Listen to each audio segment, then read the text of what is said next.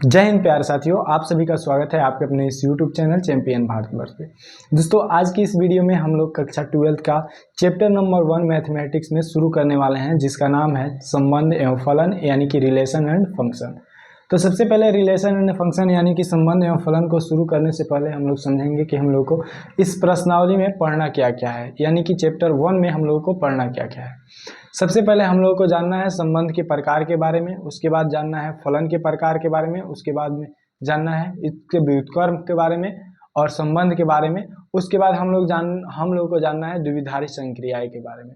तो सबसे पहले हम लोग देखिए, क्लास 11th में आपने संबंध और फलन दोनों के बारे में थोड़ा बहुत जाना होगा, लेकिन देखिए यहाँ पे सबसे पहले संबंध के बारे में हम लोग जानेंगे, क्योंकि आप कक्षा 11th में जब थे तभी तक आप उसको याद रखे होंगे। इसीलिए हम लोग सबसे पहले संबंध के बारे में जानेंगे, उसके बाद हम लोग आगे बढ़ेंगे, उसके बाद प्रकार वगैरह देखेंगे। तो सबसे पहले संबंध देखिए, अगर दैनिक जीवन में बात करें तो हमारे पास बहुत सारे संबंध होते हैं, ठीक है। लेकिन यहाँ पे मैथमेटिक्स में हम लोगों को समुच्चय के संबंध यानी कि समुच्चय के संबंध के बारे में पढ़ना है कि किस प्रकार से एक समुच्चय दूसरे समुच्चय से जुड़ा हुआ है। तो यहाँ पे हम लोग डायग्राम की मदद से समझेंगे। सबसे पहले मान लीजिए एक कोई समुच्चय है जिसमें अवयव 1 2 3 4 5 अवयव है, ठीक है। और ये हमारा बी अवयव है, बी समुच्चय है कोई, जिसमें अवयव है 3 4 5 6 7 8 9। मान लीजिए, देखिए समुच्चय ए में हमारा इतना अवयव है, समुच्चय बी में हमारा इतना अवयव है, और इन दोनों में अगर रिलेशन को दर्शाया जाए यानी कि रिलेशन कि किस प्रकार से, मान लीजिए एक जो है 3 से जुड़ा है, 2 जो है 4 से, और 3 जो है 5 से, और 4 जो 6 से, और 5 जो है 7 से जुड़ा है, और 8 9 किसी से नहीं जुड़ा है। तो देखिए, इस समय हम लोग रिलेशन की बात करें तो हम लोग रिलेशन को दर्शाते हैं, जो आर है ए और बी दोनों संबंध है, यानी कि ए और बी दोनों जुड़े हुए हैं एक दूसरे से, ठीक है। उसके बाद देखिए, अगर इसको हम लोग लिखें, अगर संबंध को लिखें तो हम लोग दो प्रकार से लिख सकते हैं। एक होता है समुच्चय निर्माण रूप, एक होता है रोस्टर रूप। अगर रोस्टर रूप में लिखते हैं तो यहाँ पे हम लोग लिखेंगे आर बराबर एक्स कोमा वाई। देखिए यहाँ पे ए समुच्चय के अवयव को x कहते हैं और b समुच्चय के अवयव को y कहते हैं। ध्यान रखिए, ए समुच्चय के अवयव को हम लोग x कहेंगे और b समुच्चय के अवयव को हम लोग y कहेंगे। तो यहाँ पे x और y हो गया, जबकि यहाँ पे दोनों जुड़ा हुआ है किस प्रकार से, x बराबर है y जो बराबर है y, यानी कि ये जो बराबर है x प्लस 2 है, और x बिलोंग्स टू a और y बिलोंग्स टू r। अभी तक आपको यहाँ पे b हो जाएगा। अब अभी तक आपको समझ में नहीं आया होगा, इसे हम लोग कहते हैं समुच्चय निर्माण रूप। इसे हम लोग कहते हैं समुच्चय निर्माण रूप।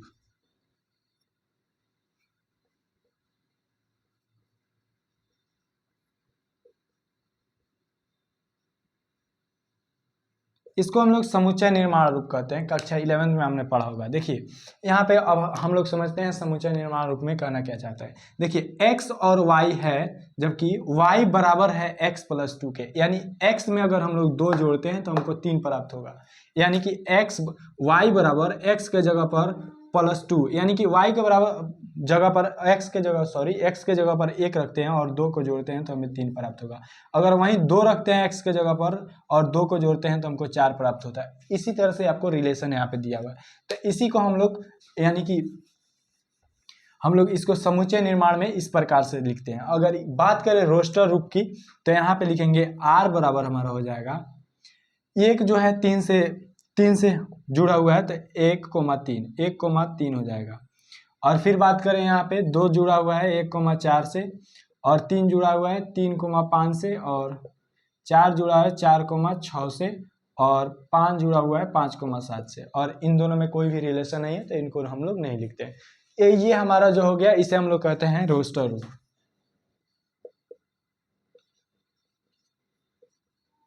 इसको हम लोग कहते हैं रोस्टर रूप। तो ये आप इतना जो अभी तक आप जाने, ये कक्षा 11th की बात है। कक्षा 11th में यहाँ तक आपने पढ़ा होगा कि देखिए समुच्चय से हम लोग संबंध किस प्रकार से लिखते हैं। लेकिन हम लोग को जो कक्षा 12th में पढ़ना है, यहाँ पे देखिए समुच्चय एक ए है और एक समुच्चय बी है। लेकिन हम लोग को जो कक्षा 12th में पढ़ना है, हम लोगों को ए से ए में ही रिलेशन पढ़ना है, यानी कि इधर जो ए है वो इधर भी होना चाहिए, ए में ए से रिलेशन होना चाहिए। हम लोगों को कक्षा 12th में यही पढ़ना है। तो यहाँ पे हम लोग बात कर रहे थे अभी बेस की, यानी कि 11 क्लास की। तो यहाँ तक हम लोगों को पढ़ना था समुच्चय निर्माण रूप और रोस्टर रूप। अब हम लोग बढ़ने वाले हैं आगे, जिसमें हम लोग समझेंगे संबंध के प्रकार को। आप इतना ध्यान रखिए कि इसमें आपको पढ़ना है कि कोई समुच्चय दिया रहेगा और उसी समुच्चय में संबंध भी दिया रहेगा, यानी कि जो समुच्चय ए मान लीजिए दिया है तो उसी से उसका संबंध भी दिया रहेगा, यानी कि ए में ए से संबंध दिया रहेगा कक्षा 12th में। और कक्षा 11th में हम लोग ए से बी में समुच्चय को हम लोग संबंध जोड़ते थे। ठीक है, अब देखिए यहाँ तक हमने समझा दिया आपको। अब हम लोग पढ़ते हैं आगे, जिसमें हम लोग समझने वाले हैं संबंध के प्रकार के। तो देखिए मुख्यतः अगर देखें तो 3 प्रकार का संबंध होता है। पहला हमारा होता है स्वतुल्य, दूसरा हमारा होता है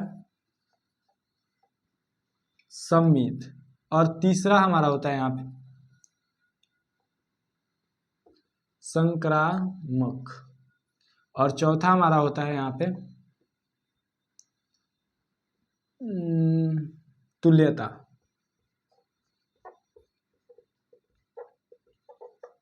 हमने आपको बतलाया कि मुख्यतः अगर देखा जाए तो संबंध हमारा 3 प्रकार से होता है।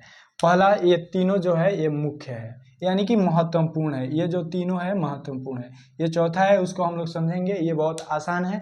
ठीक है, सबसे पहले हम लोग समझने वाले हैं स्वतुल्य संबंध को। स्वतुल्य संबंध यहाँ पे लिखेंगे सबसे पहले 1 नंबर, स्वतुल्य।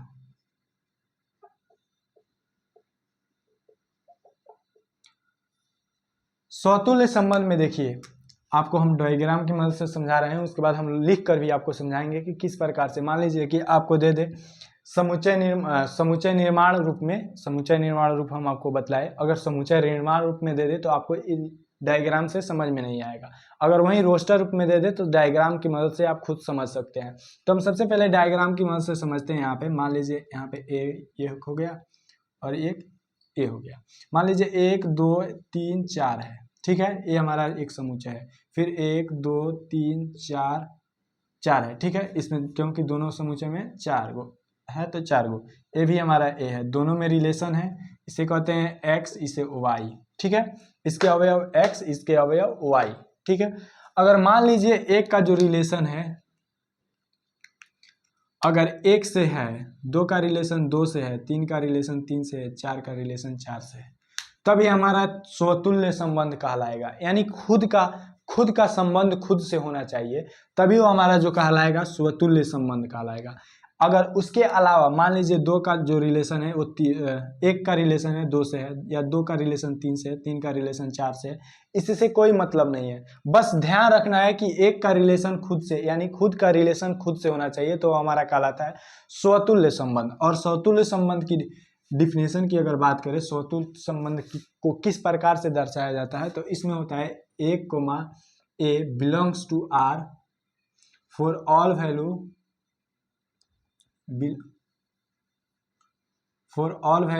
A, समुच्चय A से। तो देखिए यहाँ पे A, A कहने का मतलब है, यहाँ पे A कहने का मतलब है कि खुद का रिलेशन खुद से होना चाहिए, खुद का रिलेशन खुद से होना चाहिए। जब हम लोग समुच्चय निर्माण रूप में दिया रहेगा हमको संबंध, तब हम लोग इस विधि का यूज करते हैं। नहीं तो हम डायग्राम की मदद से हम खुद समझ सकते हैं कि स्वतुल्य है कि नहीं है। तो यहाँ पे हम लोगों ने सबसे पहले स्वतुल्य संबंध को समझा। हम उम्मीद करते हैं कि आपको स्वतुल्य संबंध समझ में आ गया होगा।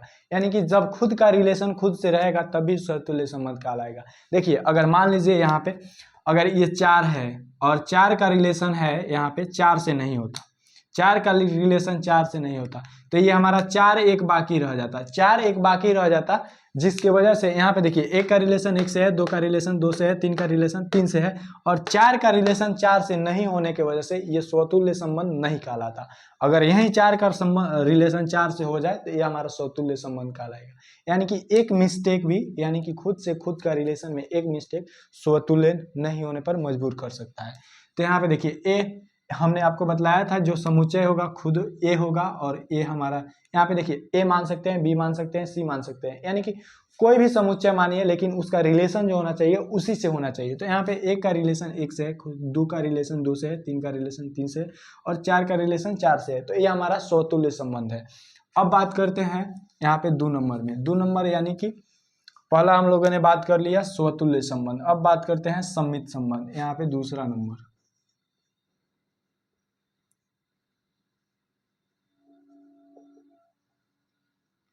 अब हम लोग बात करने वाले हैं सम्मित संबंध। देखिए हम इसी को दोबारा से आपको समझा रहे हैं, यहाँ पे दूसरा टॉपिक है जिसका नाम है सम्मित संबंध। सम्मित संबंध में अगर डायग्राम बनाए, यानी कि यहाँ पे 1 2 3 4, और यहाँ पे बनाए थे 1 2 3 और 4, ये हमारा ए था, रिलेशन था, ये हमारा ए था, x, y। ये हमारा कहता है सम्मित संबंध, कि कहता है अगर मान लीजिए हमारा रिलेशन दूसरे से है तो दूसरे का रिलेशन भी हमसे होना चाहिए। यानी कि देखिए अगर एक का रिलेशन 2 से है तो इस 2 का रिलेशन 1 से होना चाहिए। यहाँ पे देखिए 1 का रिलेशन 2 से होना चाहिए, तो इस 2 का रिलेशन 1 से होना चाहिए। अगर मान लीजिए यही 3 का रिलेशन 4 से है तो इस 4 का रिलेशन 3 से होना चाहिए। ठीक है, ये कहता है इसमें हमेशा, अगर मान लीजिए यहाँ पे 3 का रिलेशन 2 से हो गया और 2 का रिलेशन इसमें 3 से नहीं हुआ, तो इसके वजह से यहाँ पे ये सम्मित संबंध नहीं होगा। क्या हमने आपको बताया, अगर इसको हम लोग लिखते हैं अगर रोस्टर रूप में, तो हम लिखेंगे आर, सबसे पहले लिखेंगे तो आर से जुड़ा है, तो यहाँ पे लिखेंगे आर बराबर हमारा हो जाएगा x, y। x मतलब 1 से 1 2, यानी कि 1 जो जुड़ा हुआ है 2 से, अब 2 जुड़ा हुआ है 1 से, यानी कि 2 1 है।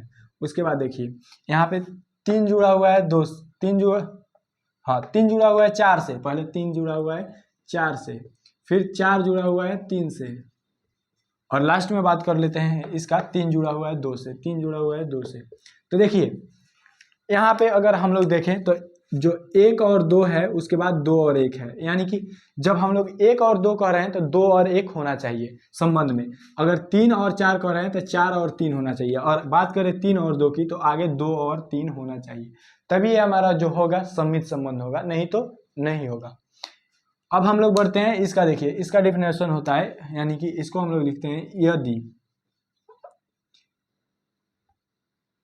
x, y belongs to R, तो y, x belongs to R। देखिए अगर यदि x का जो संबंध है y से दिया है तो y का संबंध भी x से रहना चाहिए, तभी हमारा जो होता है वो सम्मित संबंध होता है। इतना तक हम उम्मीद करते हैं कि आपको समझ में आया होगा स्वतुल्य संबंध और सम्मित संबंध। अब बात करते हैं यहाँ पे तीसरा संबंध का।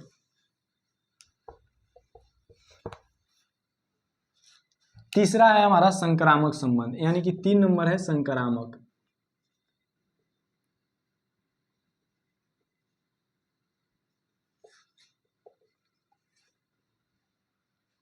संक्रामक संबंध कहता है, यहाँ पे डायग्राम है और यहाँ पे भी डायग्राम है, 1 2 3 4 और 1 2 3 4, इसका रिलेशन इससे है, और ये भी हमारा ए है और ये भी हमारा ए है। देखिए इसमें कहता है कि मान लीजिए 1 का रिलेशन 2 से है, 2 का रिलेशन 3 से है। देखिए हम इसको फ्रेश बनाए, बहुत ज़्यादा फ्रेश। देखिए 1 का रिलेशन 2 से है और 2 का रिलेशन 3 से है, तो इस जो 1 है ना, 1 का रिलेशन 3 से होना चाहिए। कहने का मतलब देखिए 1 का रिलेशन 2 से है, यानी कि 1 का संबंध दूसरे से है 2 से, तो उसके बाद इस 2 का संबंध 3 से है, देखिए सबसे पहले देखिए ध्यान से हमारी बातों को सुनिएगा, क्योंकि जो सबसे ज़्यादा कन्फ्यूजन पैदा करता है यही हमारा संबंध है, इसके अलावा कोई भी संबंध कन्फ्यूजन पैदा नहीं करता है। सबसे पहले हमारी आप बातों को सुनिएगा ध्यान से। देखिए यदि एक जो है उसका संबंध 2 से है और 2 का संबंध 3 से है, तो 1 का संबंध 3 से होना चाहिए, तभी हमारा हो जाए संक्रामक संबंध कहलाएगा। देखिए अब आपको इसको हम समझाते हैं, क्योंकि ज़्यादा यहाँ पे गाज गुज करेंगे तो आपको समझ में नहीं आएगा। यहाँ पे अगर रिलेशन को डायरेक्ट दर्शाए तो यहाँ पे देखिए 1 का संबंध 2 से है, यानी कि 1,2। अब 2 का संबंध 3 से है, तो यानी कि 2,3। अब बात करते हैं, तीसरा है हमारा यहाँ पे 1,3। देखिए यहाँ पे सौतुल्य संबंध को अगर हम लोग संक्रामक को लिखें तो ये कहता है यदि x, y belongs to r तथा y, z belongs to r, तो x, z belongs to r, ये हमारा r है। देखिए इसके कहने का मतलब क्या है कि अगर मान लीजिए 1 और 2 में रिलेशन है और 2 और 3 में रिलेशन है, तो 1,2 और 2,3, तो इन दोनों को अगर मिटा दिया जाए तो 1 और 3 में रिलेशन होना चाहिए। तो यहाँ पे 1 और 3 में रिलेशन है, इसका मतलब है कि ये संक्रामक संबंध है। अगर यही दूसरे से, यानी कि मान लीजिए 3 का रिलेशन 4 से हो जाता, तो यहाँ पे 3,4 हो जाता, 3,4 हो जाता। तो यहाँ पे देखिए संक्रामक में यहाँ पे कह रहा है यदि x, y, तो यहाँ पे x, y तो है, लेकिन यहाँ पे तथा कह रहा है, उसके बाद y, z, तो यहाँ पे y, z है ही नहीं, इसका मतलब ये संक्रामक संबंध होगा। ध्यान रखिए हम जो बोल रहे हैं सही बोल रहे हैं। यहाँ पे देखिए संक्रामक संबंध में यहाँ पे होता है कि मान लीजिए ये 3 चर है, तो इसको अगर x कहते हैं तो इसको y कहेंगे, तो जब इसको x कहेंगे तो यहाँ पे देखिए x, y belongs to r, यानी कि x का संबंध y से है। तो जब y का संबंध z से नहीं है, जब y और y का यानी कि 4, कोई 5 रहता, मान लीजिए यहाँ पे कोई 5 अंक रहता तो ये 4 का रिलेशन हो जाता। तो यहाँ पे 4, 5, जब तक इन दोनों का, यानी कि यहाँ पे देखिए 3,4, यानी कि x, y है और इसको y, z, क्योंकि देखिए ये 4 है ये 4 है, तो दोनों y सेम है, इसीलिए y, z। जब y, z belongs to r नहीं है, जब तक इतना नहीं है पर्सन, खाली x, y है, तो ये संक्रामक संबंध होगा। अगर मान लीजिए ये जुड़ जाता है अगला, यानी कि y, z भी जुड़ जाता है, तब अगर x, y यानी कि हमको 3,5 नहीं मिलता है, तब हमारा संक्रामक संबंध नहीं होगा। ध्यान से सुनिए, एक बार और बतलाएंगे दोस्त, क्योंकि इसी में सबसे ज्यादा कंफ्यूजन होता है। अगर ये नहीं समझ में आया तो समझिए कि कुछ भी समझ में नहीं आया। यहाँ पे देखिए थोड़ा समय लेंगे लेकिन आपको समझा करके मानेंगे। देखिए यहाँ पे सबसे पहले इसे हम लोग मिटाते हैं, क्योंकि इसमें 5 नहीं था, इसमें 5 नहीं है।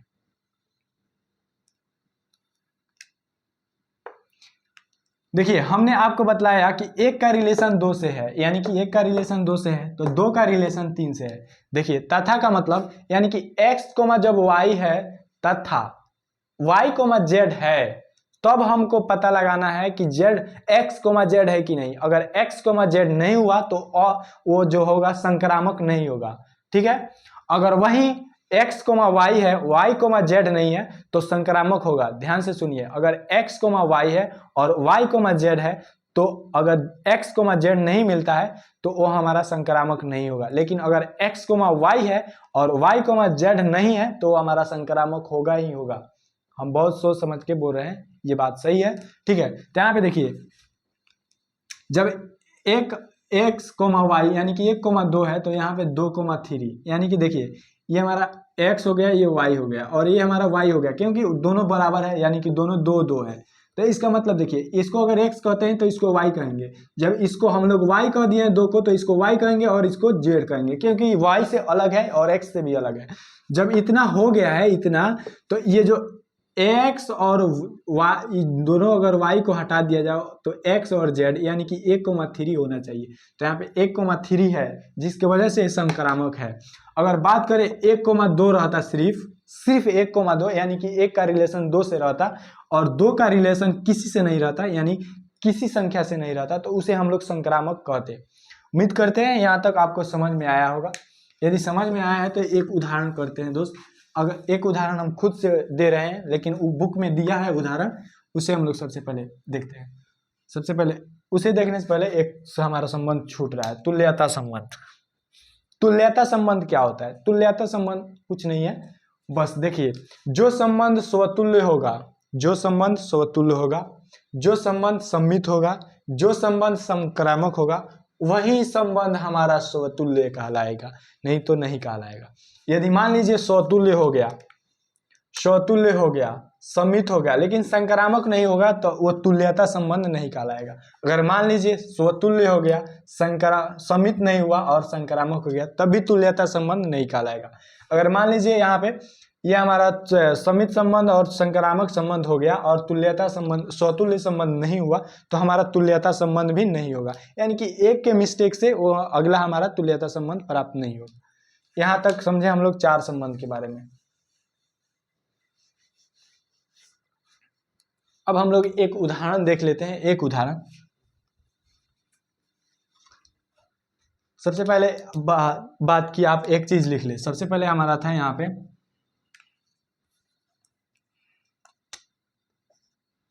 स्वतुल्य।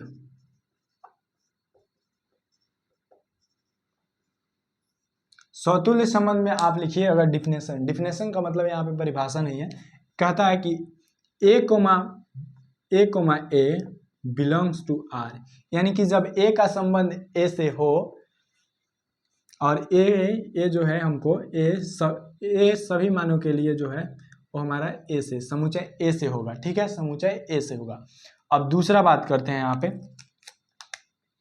दूसरा यानी सम्मित। सम्मित संबंध की बात करते हैं तो यहाँ पे देखिए सम्मित संबंध कहता है यदि x, y, यानी कहने का मतलब यदि माने पहले से x, y हो तो y, x होना चाहिए तभी हमारा जो है सम्मित संबंध कहलाएगा। अब तीसरा है हमारा यहाँ पे, तीसरा है संक्रामक।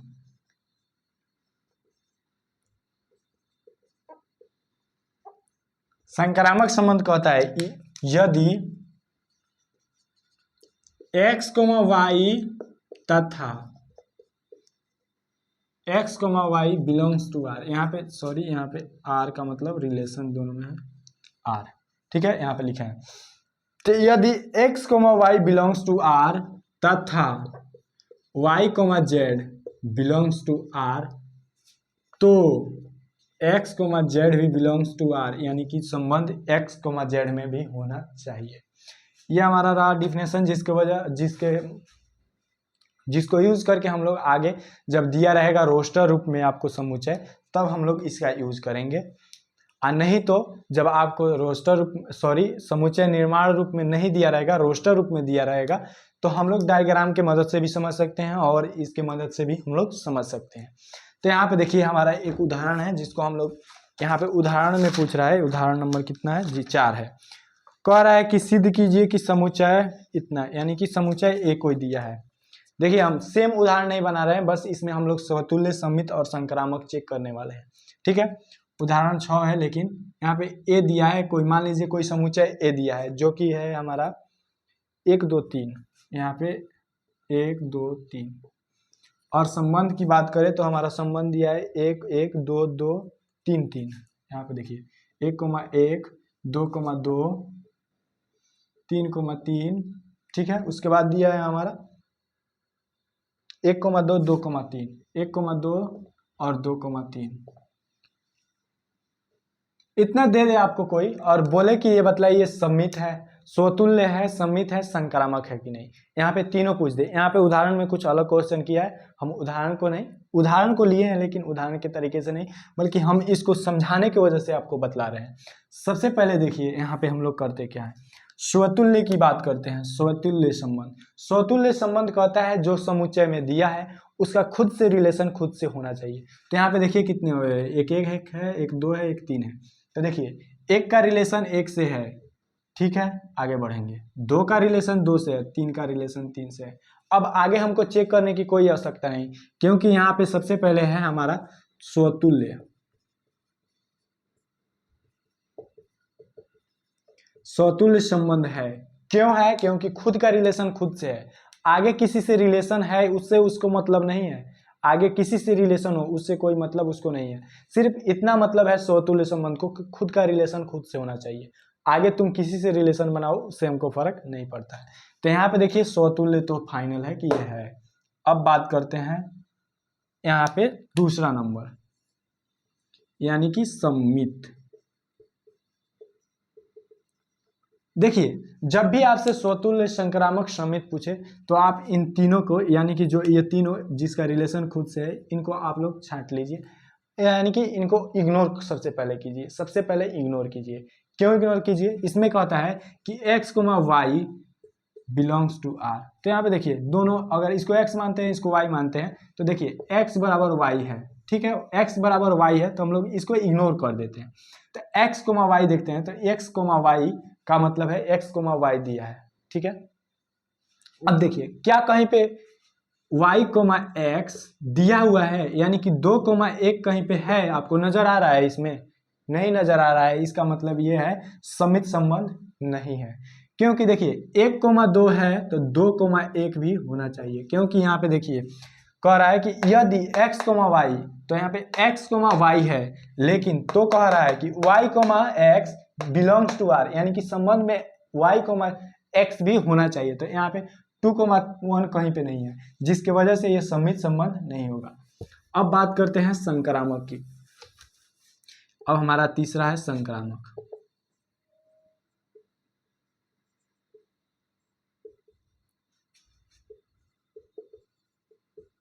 अब बात करते हैं हमारा तीसरा संक्रामक है। सबसे पहले हमने आपको बोला कि इसको इग्नोर कीजिए। अब आगे बढ़िए, देखिए यहाँ पे